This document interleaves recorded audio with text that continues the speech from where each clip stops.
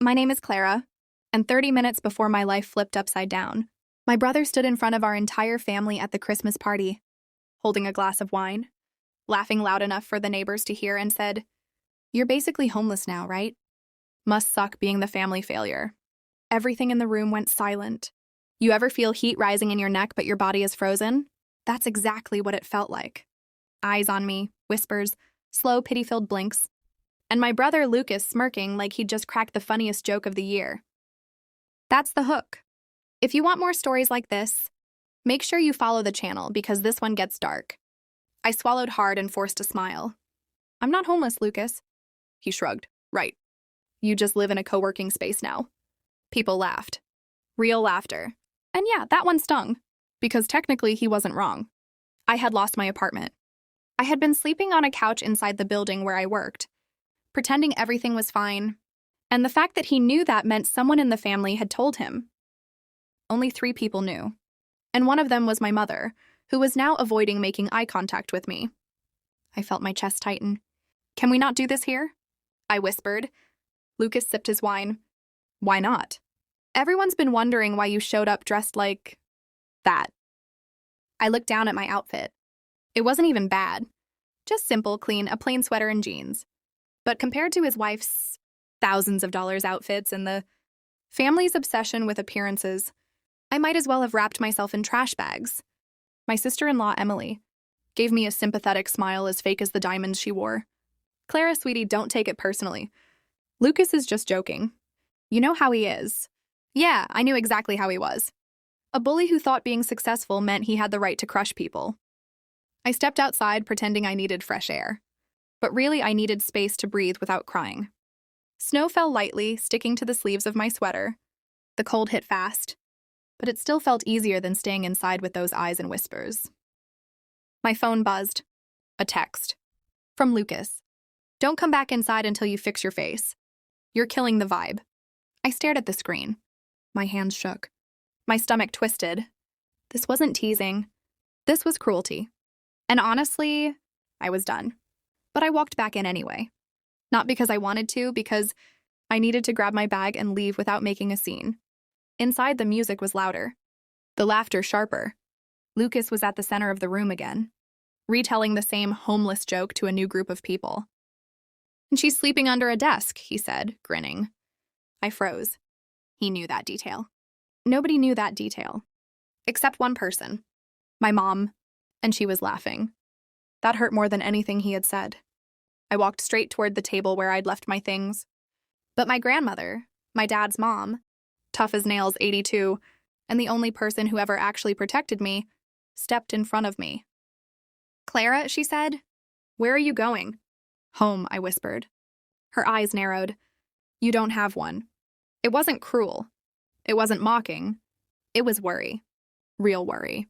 I felt my throat close. I can't be here right now. She took my chin in her hand gently. "Your brother is out of line." I nodded, trying not to break. "And your mother is a coward for letting him speak to you that way." That almost made me laugh through the hurt. But then she said something that made my whole body go still. "Clara, he didn't get those details from your mother." I blinked. "What?" She leaned closer. "Your mother didn't tell him anything about your sleeping arrangement." My heart thudded hard. "Then who?" I whispered. Grandma's voice dropped, sharp as a knife. "You need to look closer. Someone is feeding him your personal life. Someone who wants you humiliated." My eyes drifted across the room. Faces. People I'd known my whole life. People who acted like they loved me. And then my phone buzzed again. Another message. Not from Lucas this time. It was an unknown number. A picture message. I opened it. It was a photo of me sleeping on the office couch. Taken at night. Lights off. Blanket pulled over my shoulders. My stomach flipped. Someone had been inside the building. Someone had been watching me. Someone had taken pictures. My lungs stopped working for a second. "Grandma," I whispered, barely able to get the words out. "Someone took a picture of me sleeping." She stiffened. "Show me." I did. Her eyes darkened and she grabbed my wrist. "We're leaving. Right now." "But my bag." "You don't need it." We walked toward the front door. But before we reached it, Lucas stepped in front of us, fake concern plastered on his face. "Whoa, whoa, whoa," he said. "Where's the fire?" Grandma stared him down. "Move." He lifted his hands. "Relax, I just want to talk." Grandma didn't, I could tell. But I stopped her. "What do you want?" I asked. Lucas's eyes slid between me and my grandmother. He hesitated. For the first time all night, his confidence cracked. And then his voice dropped. "You need to leave now," he said. Grandma bristled. "You think you get to tell her that after humiliating her?" But Lucas wasn't smirking anymore. He was nervous. He leaned in close and whispered, "Clara, I didn't send that picture." My breath caught. "What?" He shook his head. "I didn't take it. And I didn't send it. But someone wants you to think I did." My blood ran cold. Grandma's grip on my arm tightened. "Lucas," she said, "who is behind this?" He swallowed. Before he could answer, the lights in the house flickered. Once, then twice. Then everything went dark. People gasped. Someone cursed. Glass fell and shattered. Phones lit up, glowing faces in the blackness. A second vibration buzzed in my pocket. Another message. Same unknown number. I opened it with trembling hands. This time the picture wasn't of me. It was of someone standing outside my workplace. At night, wearing a hood, looking straight at the security camera. The caption read, "You should have never come tonight." My knees almost gave out. Lucas grabbed my shoulder. "Clara, you need to listen." But then, the power came back on. And that's when I saw him. Standing in the doorway. Dripping snow, expression unreadable. Someone I hadn't seen in 3 years. My ex-fiancé. The man who blamed me for ruining his life. And the man who had access to my building. Everything inside me froze. "Hello, Clara," he said softly. "We need to talk." Grandma inhaled sharply. Lucas stepped back. My heart pounded so loud I could hear it echo. Because the look on his face told me one thing. He wasn't here to talk. He was here for something else. Everything inside me froze when Ryan slammed the door behind him. "Clara," he said, "you ruined Christmas for this family. Tonight, I'm fixing that." He stepped closer. Grandma tried to stand between us, but he pushed her shoulder lightly aside. "I'm not here to argue," he said. "I'm here to take what's mine." I forced my voice steady. "You don't have anything here." He smirked. "Don't I?" "You'll find out soon." He walked straight toward the living room, toward the small safe. Grandma kept by the fireplace. My stomach dropped. Earlier that year, she had told only me, quietly, "Your father left something for you before he passed. I kept it safe. When you're ready, it's yours." I had never asked what it was. But Ryan, he must have overheard. Or someone told him. He knelt beside the safe and tapped the combination. Grandma always used for everything, her wedding date. The lock clicked. I rushed forward. "Stop!" He didn't even look up. "See? I knew she kept something from us." He pulled out a thick envelope and ripped it open like he had every right. Paper spilled out. Legal documents, a letter, a folded deed. Grandma gasped. "Ryan, that's not yours." He stood and waved the papers. "It is now.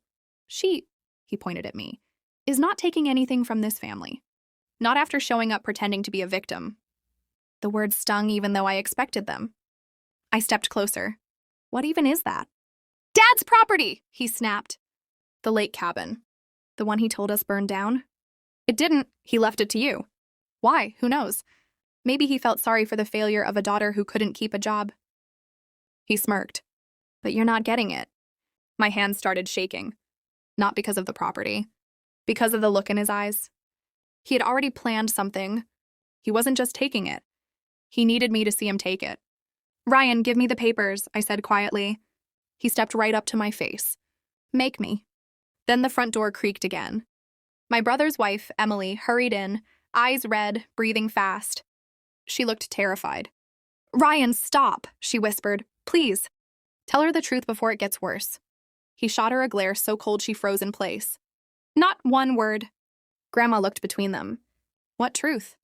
Emily's voice cracked. "Clara? He didn't come here for the papers. He came because—" Ryan grabbed her arm so hard she yelped. "Get out," he hissed. "Both of you." Something snapped inside me. I stepped forward. "Ryan, let her go." He turned toward me slowly, smiling. "You want to know the truth?" He said, "Fine." He released Emily's arm. She stumbled back, covering her mouth like she was trying not to cry. Ryan held up the deed. This cabin? It's not just property. It's money. Real money. And your name being on it? He leaned in.